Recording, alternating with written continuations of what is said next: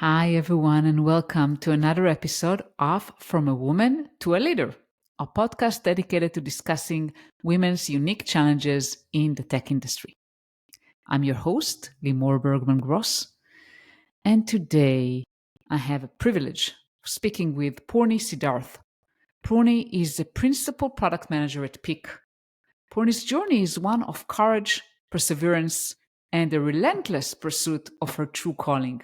From her early days as a software engineer in India to her transition into product management in the US, Purni's story will inspire you to embrace the unexpected and unlock your true potential.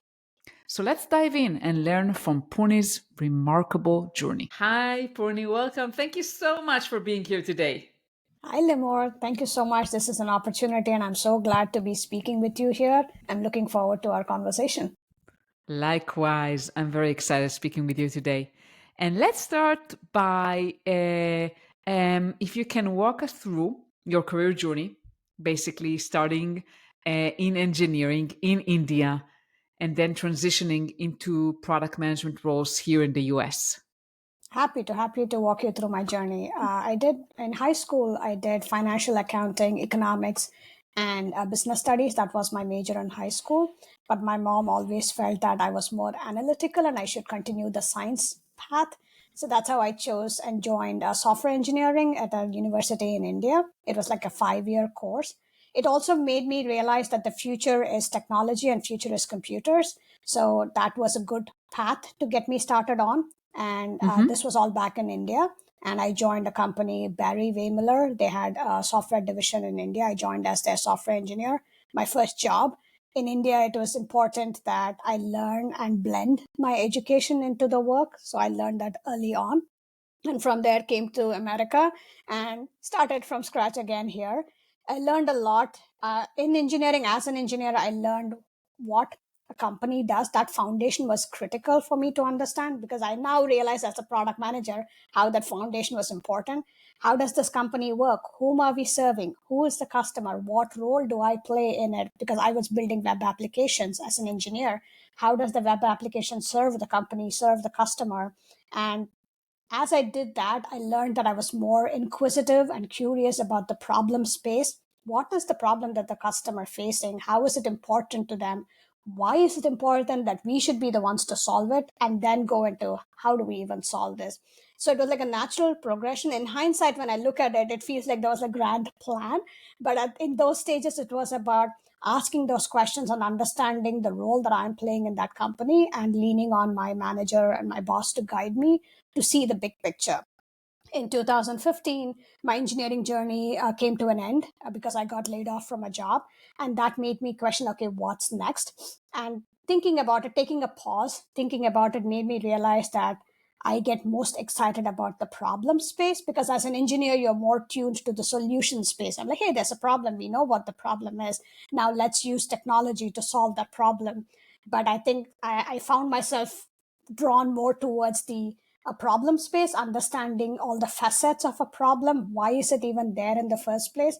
I refer to this as stewing in the problem space, and I find that brings out the best in me. So that's my transition from India, high school in India, software engineering in India, to my role as a software engineer building web applications in the .NET space and in Microsoft tech stack. That's what I did for 12 to 13 years. I'm dating myself here, and then shifted to product management. And I found it super exciting to start from scratch in a completely new field and then realizing that it's actually my ultimate calling. And I'm happy to be here.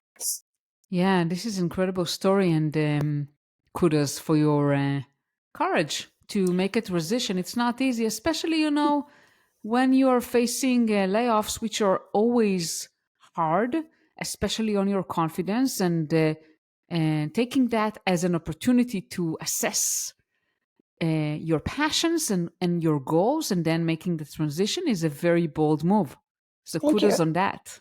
I mean, the layoffs were hard, right? I would be lying if I said that, hey, it didn't affect me. Of course, it affected me. It sucked that I didn't have a job. I woke up one morning, went to work, got put in a conference room only to be told that I don't have a job anymore. Of course, it really hurt. It made me question my self identity. because as a working woman, as a career woman, a lot of my identity is tied to the work that I do, and to realize that the work is not there anymore hurts. But I think this is where I would love to lean on my upbringing in India. I grew up in a middle class family where we always save for the rainy day and we make the most of the opportunity given to us.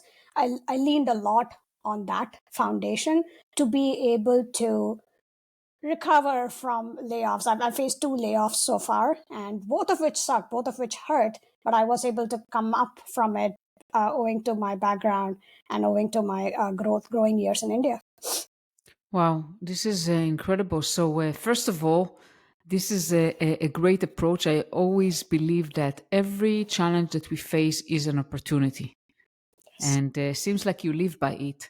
And It is I will. hard to see in that moment, but I yes. know, I know, it's very difficult. It's very difficult, and I want to ask you, um, what kind of tips, or what would you like to share with maybe women that are facing something similar, like they're facing a similar setback, like maybe they got laid off or something like that happened to them? How can they actually see that as an opportunity, or even just reassess their own self appreciation and self confidence? I would love to talk about that. I would definitely say start with acknowledging the hurt. Take some time to sit with the pain. It's okay, because as women, we try to put up a brave face most of the time, especially as a working mother. We try to put up the brave front, like, yes, everything's okay, kids, don't worry, I got you, there's food on the table, right? We always play that role. We are nurturers, we are caregivers.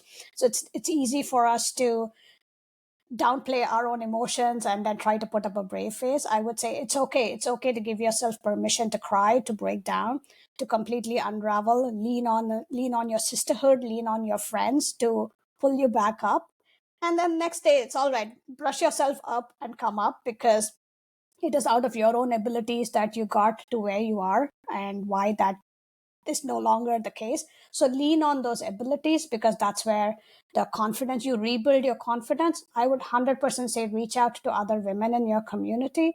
For example, when I got laid off in 2015 from my engineering role, trying to figure out what next, I reached out of the blue. I reached out to this lady whose post I saw on Facebook, and she was transitioning from a role in Facebook to a startup. And I don't know why. I just sent her an email to say, okay, what do you do as a product manager, and why is it important? Out of the kindness of her heart, she wrote me the most thoughtful response. That was the impetus for me to actually change and go from engineering to product management. So I'm happy to call out her name, Rose Yao. You have been my inspiration from day one. Thank you for taking the time to email me and help me build my confidence back up. So I would say, coming back to tips, reach out to your community, reach out to just anybody. Like, there were so many product managers that I just invited them to have a cup of coffee. I would take the train, go meet them in their office, get them a cup of coffee between their meetings, and then just to understand what is your day to day like. All of that helped me prepare myself for the role of a product manager. So happy to have any of you in the community reach out to me, to have a shoulder, to have a person to talk to, and happy to do that. It's all in the That's community. That's a very generous offer. Thank you so much, Purni. Absolutely, I really am true believer in giving back and supporting others at times that need, at times Yes. when they are most vulnerable. This is Because so important. they are so much in pain that they don't see their own strength, right? By talking to a complete stranger, sometimes it gives you that perspective you need to look into yourself, to realize that, you know what, there's a lot more deep in here that you can tap into, which may not be evident when you are succumbing to your emotions, but it is okay to get somebody else to point that out to you. Even it's a person who may not even know anything about you, but for them to share their own journey gives you that shift in focus to realize that, oh, if they did it, maybe I can do it too. That's all part of rebuilding that confidence. Absolutely, and role models are super important. That's why, yeah, part of the reason why I have this podcast, right? I want to highlight role models like you so others can Thank you. see themselves also in those Yes. roles. And let's go back to kind of that moment when you decided that you wanted to switch to product and you became a product manager. What were the biggest hurdles that you faced when you started, or tried breaking into product management roles? I have to say thank you to my family, to my husband and my mother-in-law for being huge supporters, because this was at the time when I had two really young kids. And my younger one was 2 year old at the time that I got laid off. The funny story is I got laid off on his birthday. So it was my Oh. second one's birthday on which I got like the layoff notice. So yeah, not fun. But thanks to my mother-in-law and my husband and my father-in-law for giving me the space to say, you know what, take your time to figure out what you want to do, and we are here for you. I needed that. I needed that reinforcement. So I took 6 months to shift in from engineering to product management. I did a couple of courses on Udemy to understand what is product management. I had worked with amazing product managers before as an engineer, so I kind of knew what they were doing, but I needed coaching to see whether I could do it for myself. I went to product school in 2015. Thank you to my amazing teachers, Hamid Schricker and Carlos himself. I learned from the best. They coached me on how to face product management interviews. We did mock interviews. They even taught me how to write my resume. The biggest hurdle I would say was to frame my experience, my engineering experience, from the lens of a product manager. Because as an engineer, like I said, you are more focused on the solution space, but how do you reframe that to highlight the problem space, right? Because how do you get the attention of the hiring manager who's looking for a product manager to join their team? This is where I would definitely lean on what product school taught me. It taught me to apply product thinking to anything and everything. So I saw myself as a product. I saw my resume as a product, looking for product market fit with the hiring manager who's looking for a PM. My teacher Hamid made me edit and redo my resume at least 20 to 23 times. So I was literally A B testing my way from one job application to another job application before I got that hit. So the biggest hurdle was framing myself as a product manager, right? Convincing somebody through a one-page resume that I am whom they are looking for. And I, again, coming from India, I do believe in stroke of, like, the magic and the fate a little bit. I would be lying if I said it didn't. If something was written for me, it will happen to me. Is something I have learned to believe in.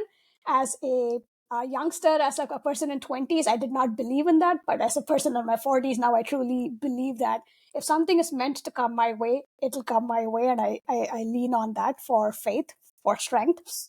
So back to the hurdles, as an engineer shifting into product, it was not about downplaying my engineering abilities, but it was more about how do I highlight the fact that even as an engineer, I was building the foundation and the layers to becoming a product manager, and literally convincing the hiring manager or even the resume screening tool to see that magic in my one page resume.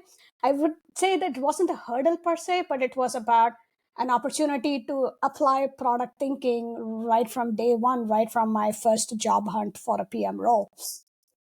Yeah, and first of all, based on what you described already in your engineering career, you thought about things that many engineers don't think about, right? I mean, you thought about the business and about what problems do we solve and who do we serve. So you already were thinking like product.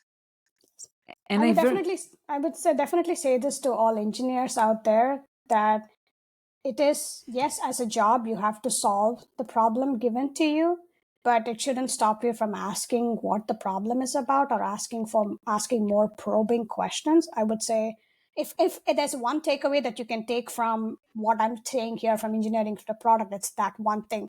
Learn to ask those probing questions, right? To understand why are we even doing what we are doing, why is this web application important, why am I putting a button here, and why does it matter whether the button is blue color or pink color, right? Asking those probing questions, clarifying questions, that's an amazing skill for anybody to develop, whether you want to shift into product or not. It helps you see the bigger picture, as so that you understand that what you do really matters and why it matters. absolutely, yeah. And that helps also with managing up and pushing back, setting boundaries in general. Asking probing questions is a wonderful tool to challenge. Hey, why are you asking that? What's the reasoning? What is the impact? And so forth. So I very much resonate with that. And you mentioned that you had a very supportive environment. And I know that in our pre call, you mentioned that you're a teacher daughter. So I want to ask you a little bit about that. Happy to. My mother is a retired chemistry teacher. She taught in the school Padma Seshadri in Chennai, in India. I went to that same school. Unfortunately, I never was in her class. She was always a teacher for a different grade and not my grade. And even for my grade, it was for my friends and not necessarily for me. So I did miss being under her. But she was my mother after all, so she would make sure that she coached me and gave me tuitions and gave me extra chemistry lessons at home for sure. She is an infinite learner. She's always wanted to learn. That's the teacher in her. She needs to learn in order to be able to teach her students, right? One thing that I would want to share here is at the age of 40, my mother decided that she wanted to go do her master's in chemistry. So I think my sister was in 12th grade at that time and I was in 6th grade. She left us in the care of our grandmother and she went to college at the age of 40 to do her master's, and she completed her master's. She did that for herself, right? As a daughter, it made me see that a working mother can have ambitions for herself, can have an identity for herself that is separate from her responsibilities as a mother. It was really important for me to learn that early on by seeing her lead by example there. So she's a teacher, I'm a teacher's daughter, and the learning never stops. I'm the kind that goes and signs up for some course or the other every year. I mentioned that I did products. I went to product school in 2015. In 2017, I went to Stanford to learn the course of being a product manager for the Internet of Things. 2018 was Women in Leadership course with eCornell, and 2019 was Diversity, Engagement, and Inclusive Leadership with eCornell again. And then I did Teresa Torres's continuous discovery from continuous product development, continuous interviewing. I did that. And then I lost track in between there. My latest one was Alt MBA in 2023 January, and it was a way for me to question the fundamental question as to what is it for? What am I doing and what is it for? It's not just as an individual, but as a PM. What is the product we're building? What is it for? As a mother, the things that I do for my kids, what is it for? Going back to that fundamental question to get back to the why it matters. So coming back to my mother, I think the infinite learner in her set me on the course to be a learner myself and to know that there's always room for improvement. There's always something out there that I don't know, and be curious about it. Be open to the discomfort of not knowing something, but being open to learning. Thanks to my mom, and my sister played a huge role in all through this, because each time that my mother went for her ambitions, my sister played the role of my mother, taking care of me and making sure that I was taken care of and set. She would check up on my homework, make sure that I'm prepared for the test next day in school. So both of those, like these two career women, have definitely set me on a path to be a learner and be a career woman myself. Wow. Your mama is such an inspiration. She is. And definitely, I truly believe in those two things that you mentioned. That first, your mom, didn't let her own ambitions, you know, set aside because she had a family. Yes. She decided to pursue what was important for her. And that's a proof that, yes, we can be mothers and we can have a career. We don't have to choose. Yes. And we learn all the time. I just want to mention one thing. I am a continuous learner myself, and I always learn and I love learning. But I see a lot of women that don't celebrate successes. So they always look at the next thing that they don't know or they need to acquire. And I want to mention it because this is also important thing, that celebrate the moment, celebrate the successes, celebrate what you do know and what you have achieved. What are It your is so. thoughts? It's interesting that you mention it, because every manager that I've had so far has asked me to slow down, and I always saw that feedback as a way to say, "Okay, why are you holding me back?" But the way you said it, it's actually them teaching me to slow down, to celebrate the successes that I've already achieved, and taking a moment to rest in that before setting my sights on the next one. Thank you to all my managers for pointing me in the right direction, by the way. Now I understand that your guidance was to make me see that and not necessarily hold me back, because I definitely saw that. I'm like, why are you asking me to not sign up for the next course? I want to do more. I see that podcast episode that I haven't listened to. I have this newsletter article and Substack that I haven't read about. And then I've always had my managers tell me, it's okay, Purni, slow down. You can do that tomorrow. I'm like, what do you mean slow down? I can't slow down, but I'm able to see. I'm able to see why they say that. Thank you. Yeah, that's important. And it seems like you're so energetic and achieving. You're so inspiring, Thank you. Pony. Thank you so much. I don't know anywhere, anyhow else to be. This is who I am. And if there is a feedback here somewhere that shows me a better path, open to it any day. Yeah. And tell us, I'm going back to kind of your product journey. And obviously, you came from engineering, and that's kind of so you know what it is to be an engineer, and you know how it is to be a product person. And there's always a tension between product and engineering. We know that, right? It's a healthy Yes. tension. Yes. So, kind of, what benefits does tight product and engineering cohesion provide to the business?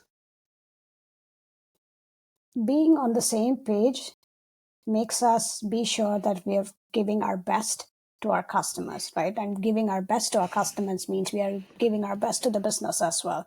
So it's a beautiful partnership. It's a healthy partnership. That tension is good because we don't rest on assumptions. We question those assumptions and we guide each other towards a better solution. That's where I love my partnership with all the engineering teams that I worked with. And I am the kind who sets a high bar for myself. I have like very high standards. What I mean by that is doing the best we can, completely understanding the problem, challenging each other's understanding assumptions, questioning each other's assumptions so that we are all sure about what we are trying to solve, and then giving our best shot in solving it. My manager also has taught me, like, the one thing that he says pretty often is measure twice, cut once. So we love doing that in my team. We do strive for the high bar, and my team is known for getting things done, whichever team I've led, be it at Peak right now or at Dividend or prior to that at Expedia. We've done that.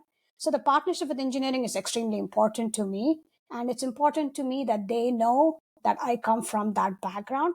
I don't wear it as a chip on my shoulder, but I see it more as a way to understand their concerns, understand their questions, and be able to collaborate with them on the same plane and have that uh, partnership there. There's no better word for it other than partnership. The engineers that I work with know where I come from, and when I ask them questions, it comes from a place of wanting to do the best as a team and not necessarily challenge their notions. And they ask me the same questions too. Hey, why is this important to the customer? So it's a great uh, collaboration tool. We talk a lot. I talk a lot with my team, and my team talks a lot with me. And come from all those conversations, we are confident that when we put out a product update out there, we know that we've solved the problem to the best of our abilities, given what we knew at that moment. Setting the high bar also means that we are aware of our limitations. We are not afraid of making mistakes or failures, because again, given what we know, we solve the problem, but chances are that there might be something else out there, some nuance out there that we didn't know of, or that we didn't think to be important enough. That will come back and bite us at some point. That's okay. It's okay to learn from it and reinforce that learning with the next product that we are building. So I think the high bar is not about pushing ourselves nonstop.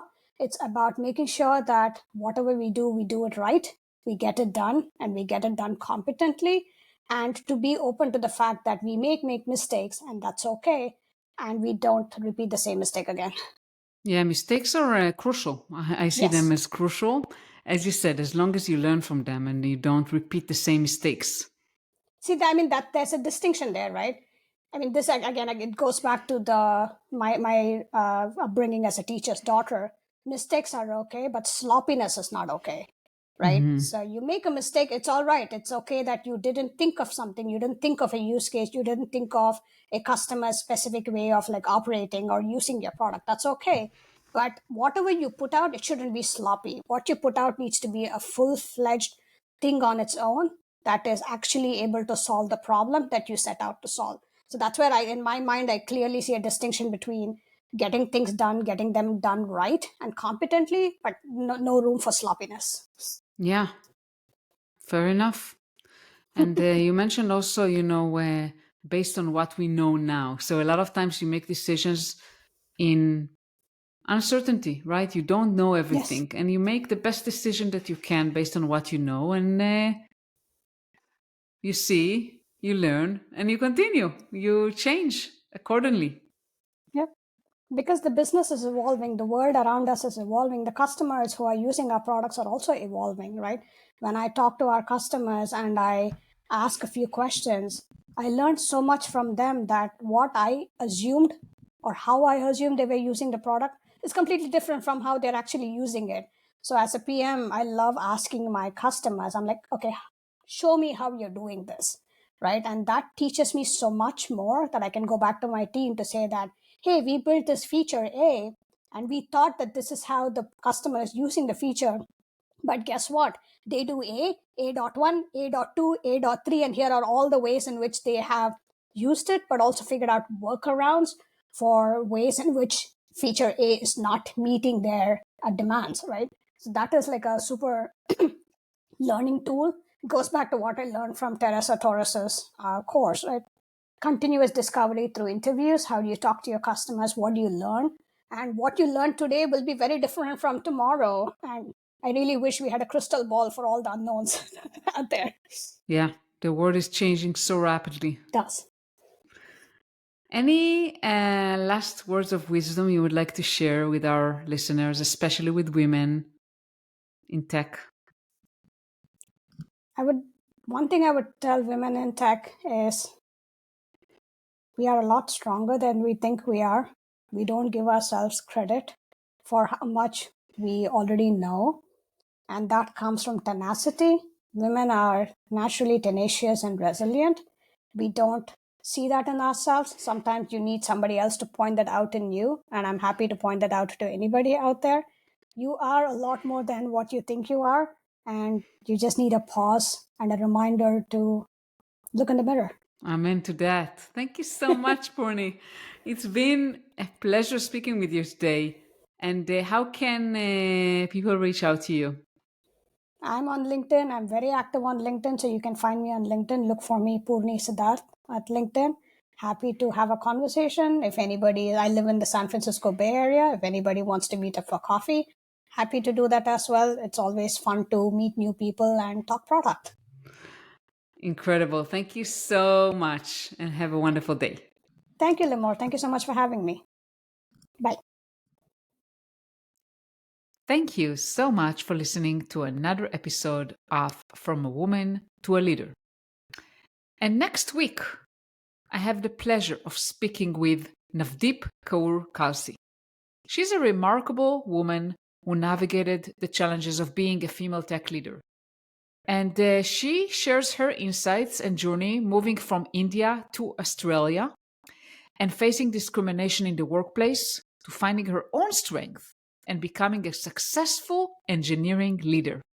You don't want to miss that episode, so stay tuned for next week's episode and subscribe to the podcast. Never miss an episode.